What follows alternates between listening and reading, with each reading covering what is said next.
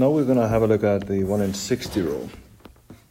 So the 1 in 60 rule states that for 60 nautical miles out, for example, 1 degree off gives you 1 nautical mile distance of the planned track. All right. So you can say for this 1 degree 61 off. So for this case here, example 60, 10 gives you the indication that the angle here would be 10 degrees. A little bit about the terms. This term here, track arrow angle, would be this arrow angle here. Here we would have the planned track. Track made good is the actual track that you fly, and here you would have the distance off. And for the formula that will come later on will be the distance gone or distance to go. So let's say we have a planned track of 90 degrees. You've flown 60 miles since your last fix, which was on track. So planned track 90 degrees in this direction here. You've flown 60 nautical miles and you are 4 miles left of track.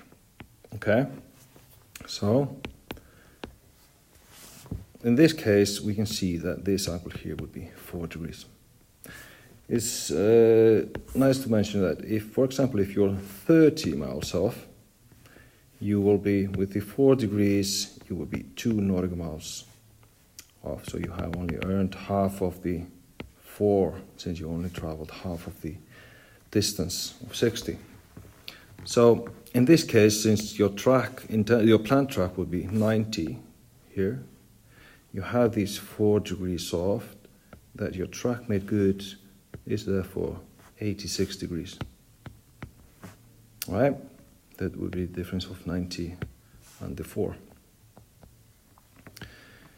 All right, so nothing but this here. This formula will get you through all the 1 in 60 calculations needed for the ATP exams. So when we have this triangle, the Z would be this angle here, distance off would be this distance here, distance gone would therefore be this length here. All right, multiplied by 60, of course. So we have the formula here, and this will get you through all of your ATP 1 in 60 calculations in GNAV. You find yourself 6 miles right off track. This 6 miles right off. You've flown 14 nautical miles, so we can put in the distance off 6, distance gone 40, multiplied by 60. We get it in here. That would mean that the angle is 9 degrees. All right. So navigation using the 1 in 60 rule. There are a few ways to use the 1 in 60, and one of them would be returning to track. Let's say that you have straight from track, and that may be for a variety of reasons. You failed to fly the flight plan heading accurately enough, or possibly too shallow turn, or most likely the wind has changed. Okay, so you may stray off your intended track. Let's have a look at the few terms. We have track made good. So you see here, I'm just going to zoom in.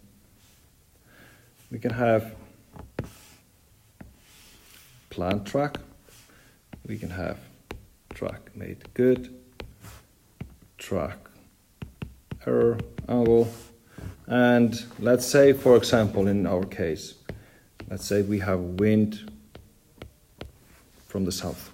Okay, so we can see that to maintain this planned track, we probably have calculated the aircraft to point up to the wind with a wind correction angle. So the expected drift would probably been this amount here, but the wind is much stronger than you anticipated, and the actual drift is this here. So you can't say that the track error angle is drift in the sense of being only the drift. But track error angle is the angle between track made good and the planned track, but the actual drift, or the drift experienced would be this drift here, but the planned drift is only the difference between the heading and the planned track. Okay, I'm sorry about this little bit of mess here on these slides. There are a few basic techniques for getting back on track. I will focus on the double track angle error and track error angle and closing angle. There are more techniques that can be used, but I prefer these two. Double track angle error method. You're planning to fly a track of 90, this track here. All right. In 30 miles, you're 4 miles off track. So we can say that distance of 4, distance gone 30, multiplied by 60, you can see that we are having an angle of 8 degrees. All right. So let's say we correct. If we do nothing, we will continue to stray off. If we correct by the 8 degrees, we parallel the planned track here. So we'll parallel this track. If we furthermore increase the turn of 8 degrees, another 8 degrees, we will enter here in the same amount of time the planned track, and if we do nothing, we will stray on the opposite direction, so we need to correct again for the 8 degrees. And eventually, we have added the amount of 8 degrees to fly this planned track to our destination. All right. Okay, this is the same as we've been discussing. All right. Track error angle and closing angle. Sometimes we may wish that, for example, if we are flying from A to B, we've flown and we are more than halfway through and we find ourselves off track. So if we do the double track angle error method, we will not be able to do the double calculation, therefore we will overfly. So we want to close into B, or so we would like to treat this as a 2 triangle calculation. All right. So let's say we have a total distance of 78. After 30 miles, you're 4 miles off. Okay. So we can see that with the same method as before, that would be Z, distance off, distance gone, multiplied by 60, will give us, in this case, 8 degrees here. 8 degrees. All right. So if we correct for the 8 degrees, we will parallel. Now we can take the, let's see here,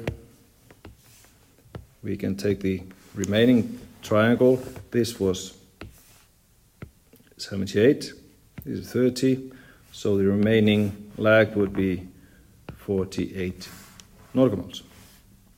So 48, 4, and we can put that also in the equation.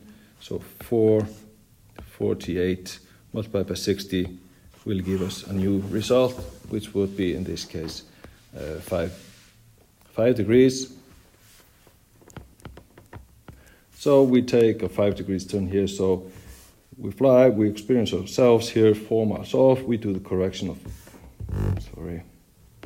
do the correction of 8 and the 5, and we are flying directly into the destination.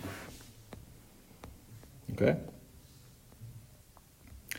This was the end. This short video. I'm based on that you've done the previous studies in your book or whatever you're doing. This is additional study material. So please subscribe if you like what I'm doing, and I will probably try to add some more video lectures. Thank you.